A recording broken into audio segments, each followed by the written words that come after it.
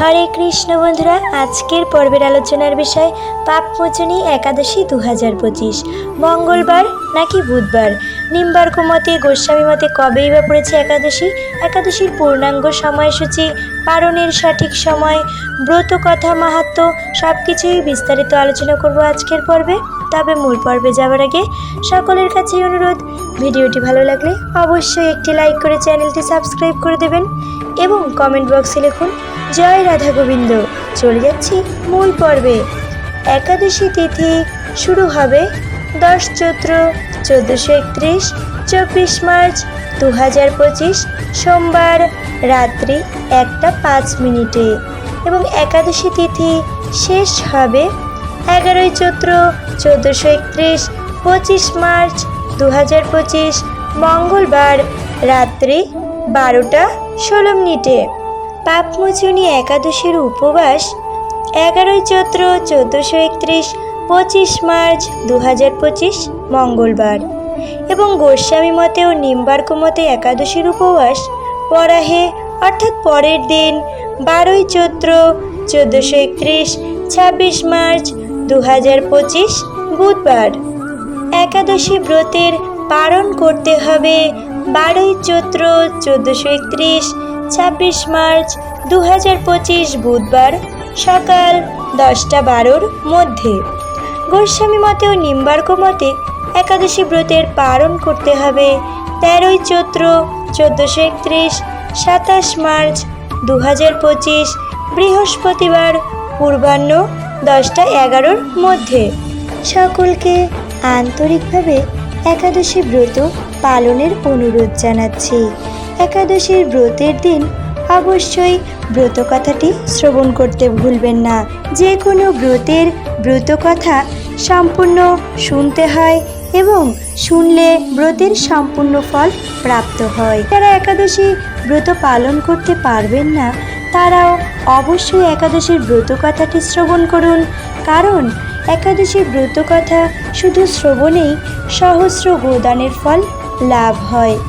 পাঠ করছি পাপমোচনী একাদশীর ব্রতকথা।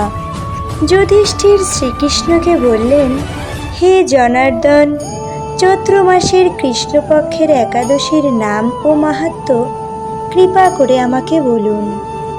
শ্রীকৃষ্ণ বললেন, হে ধর্মরাজ যুধিষ্ঠির, আপনি ধর্ম বিষয়ক প্রশ্ন করেছেন।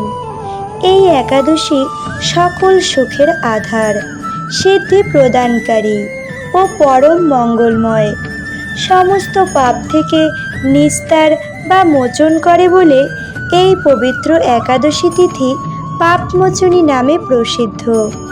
রাজা মান্ধাতা একবার লোমশ মুনিকে এই একাদশীর কথা জিজ্ঞাসা করেছিলেন। তার বর্ণিত সেই বিচিত্র উপাখ্যানটি আপনার কাছে বলছি, আপনি মনোযোগ দিয়া তা শ্রবণ করুন। প্রাচীনকালে অতি মনোরম চৈত্ররথ পুষ্প উদ্যানে মুনিগণ বহু বছর ধরে তপস্যা করতেন। এক সময় মেধাবী নামে এক ঋষিকুমার সেখানে তপস্যা করছিলেন। মঞ্জুঘোষা নামে এক সুন্দরী অপ্সরা তাকে বশীভূত করতে চাইল, কিন্তু ঋষির অভিশাপের ভয়ে সে আশ্রমের 2 মাইল দূরে অবস্থান করতে লাগল। বীণা বাজিয়ে মধুর স্বরে সে গান করত। একদিন মঞ্জুঘোষা মেধাবীকে দেখে কামবাণে পীড়িতা হয়ে পড়ে। এদিকে ঋষি মেধাবীও অপ্সরার অপরূপ সৌন্দর্য দেখে মুগ্ধ হয়। তখন সে অপ্সরা মুনিকে নানা হাবভাব ও কটাক্ষ দ্বারা বশীভূত করে। ক্রমে কাম পরবশ মুনি সাধন ভজন বিসর্জন দিয়ে তার আরাধ্য দেবকে বিস্মিত হন। এইভাবে অপ্সরার সাথে কামক্রিয়ায় মুনির বহু বছর অতিক্রান্ত হলো। মুনিকে আচারভ্রষ্ট দেখে সেই অপ্সরা দেবলোকে ফিরে যেতে মনস্থ করল। একদিন মঞ্জুঘোষা মেধাবী মুনিকে বলতে লাগলো, হে প্রভু, এখন আমাকে নিজ গৃহে ফিরে যাবার অনুমতি প্রদান করুন।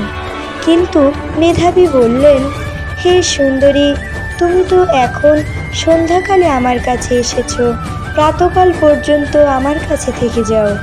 মুনির কথা শুনে অভিশাপের ভয়ে সেই অপ্সরা আরও কয়েক বছর তার সাথে বাস করল। এইভাবে বহু বছর, প্রায় 55 বছর 9 মাস 7 দিন অতিবাহিত হলো। দীর্ঘকাল অপ্সরার সহবাসে থাকলেও মেধাবীর কাছে তা অর্ধরাত্রি বলে মনে হলো।